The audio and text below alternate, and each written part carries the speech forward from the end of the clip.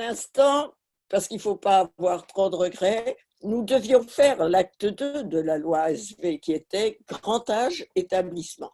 Et puis, le gouvernement y a renoncé. C'est très triste, c'est très douloureux pour moi. Eh bien, cette idée d'une cinquième branche, ce que l'on appelait à l'époque le cinquième risque, eh bien, est tout à fait bienvenue en soi, car en effet, la longévité, le gain de 20 ans d'espérance de vie que nous avons connu dans ce demi-siècle fait que nous mourrons beaucoup plus tard en grand nombre et donc des troubles de l'autonomie et en particulier des troubles cognitifs sont beaucoup plus fréquents qu'alors et qu'il est essentiel de considérer cela comme la maladie, comme la retraite, au même titre. C'est un risque et donc une nouvelle branche.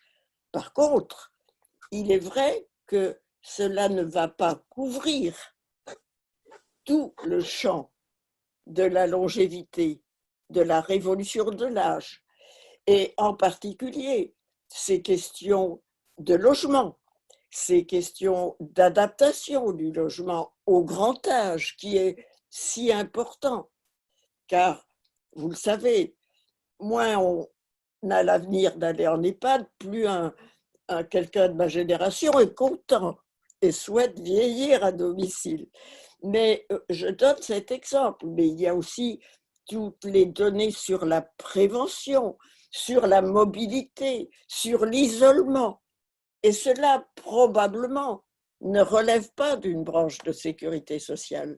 Donc, essentielle est cette branche pour tout ce qui concerne les altérations de l'état de santé et de l'autonomie, mais il faut le compléter par un programme plus vaste. Et c'est ce que la loi ASV initiait, mais que nous devions prolonger. Et je soutiendrai, quelle que soit l'origine, tout ce qui va dans le bon sens. C'est un enjeu, c'est à la fois un regret, mais que j'ai transformé de manière positive en disant je voudrais y apporter quelque chose et en tout cas le soutenir. Et je crois que c'est très, très important, vraiment un enjeu pour le siècle qui vient. Et l'avoir retardé, et tous les gouvernements sont coupables, ils l'ont tous retardé, est un grand tort.